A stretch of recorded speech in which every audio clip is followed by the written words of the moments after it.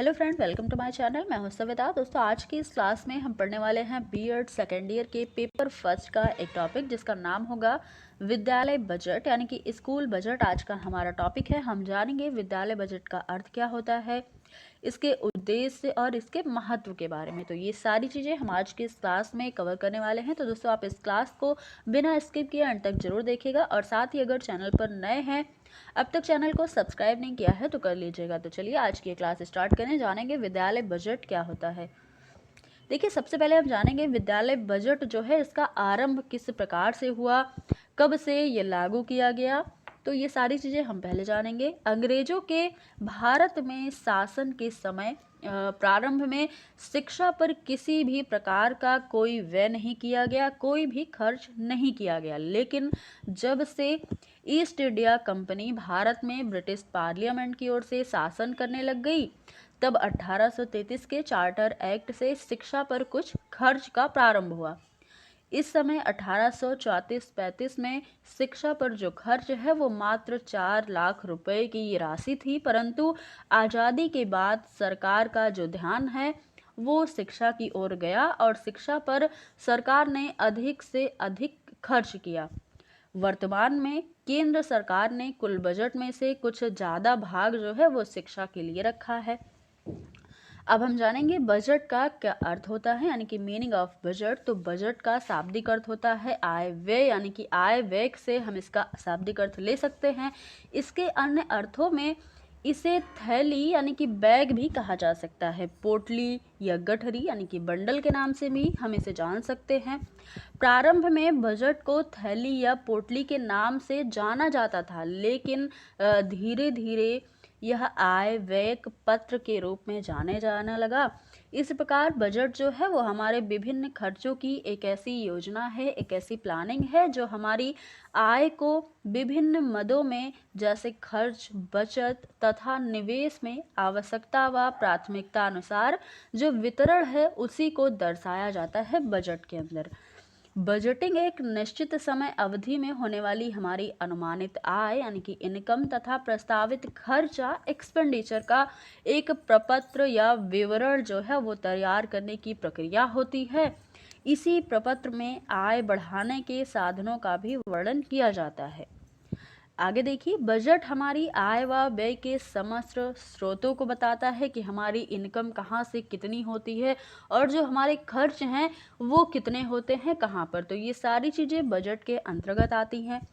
आगे देखिए, यह एक अच्छे बजट में यह एक विशेषता होती है कि उसमें होने वाले समस्त जो भी व्यय हैं, जो भी खर्च हैं, उनके मूल्यों के अनुसार उपयोगी होते हैं। शिक्षा के लिए प्रस्तुत वर्ष भर में किए जाने वाले जो भी आय व्यय का विवरण होता है उसी को हम क्या कहते हैं, शैक्षिक बजट कहते हैं। तथा किसी विद्यालय के द्वारा अनुमानित आय के जो स्रोत हैं, प्रस्तावित खर्च हैं, इनको प्रस्तुत करने की प्रक्रिया विद्यालय बजट कहलाती है। इसके माध्यम से कोई भी विद्यालय निर्धारित उद्देश्यों की प्राप्ति कर सकने में सफलता अर्जित कर सकता है तथा धन के जो दुरुपयोग होते हैं उनको रोकने में भी बजट हमारी मदद करता है। तो ये होता है बजट का अर्थ। अब हम जानेंगे विद्यालय बजट के कुछ उद्देश्य हैं।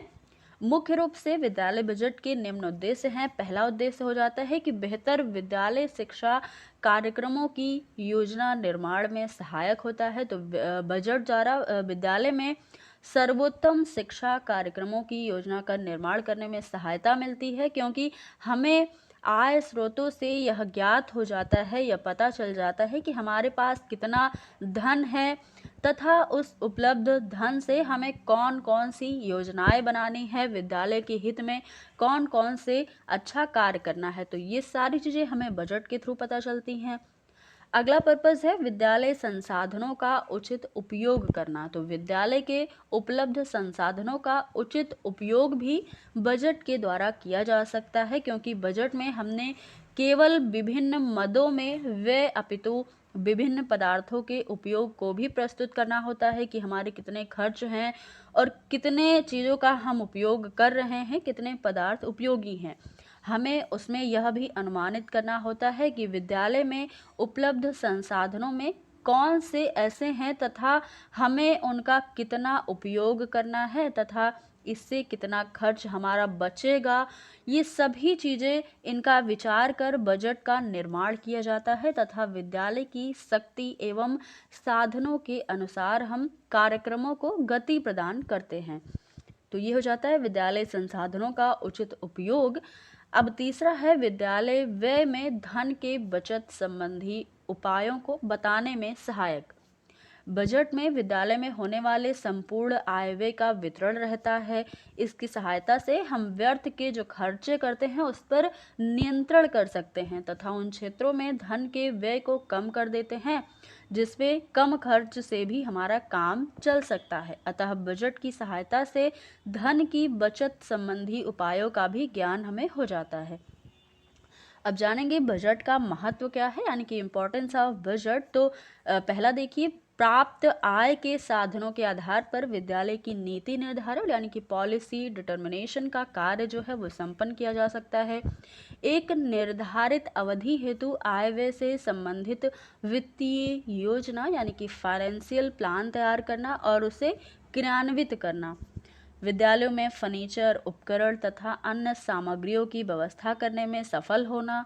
योग्यता, अनुभव तथा क्षमता के आधार पर विद्यालयों में शिक्षकों एवं अन्य कर्मचारियों की नियुक्ति कर सकना।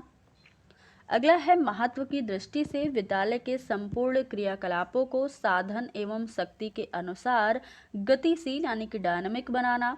शिक्षा एवं वित्त संबंधी आवश्यकताओं का विस्तार पूर्वक अध्ययन करके हम भविष्य की आवश्यकताओं का ज्ञान कर सकते हैं और उसकी पूर्ति का भी प्रयास कर सकते हैं। प्रशासनिक दृष्टि से संचालन की आवश्यकता, शर्तों तथा सेवाओं को सुगम बना करके विद्यालय में जो भी खर्चे हैं उनके बचत करने के संबंधी उपायों को भी अपनाते हैं। इस प्रकार के जो कार्यक्रम हैं और योजनाएं हैं और गतिविधियों को बढ़ाना जिनसे विद्यालय को अधिक से अधिक लाभ मिल सके, तो ये सारे महत्व हो जाते हैं विद्यालय बजट के।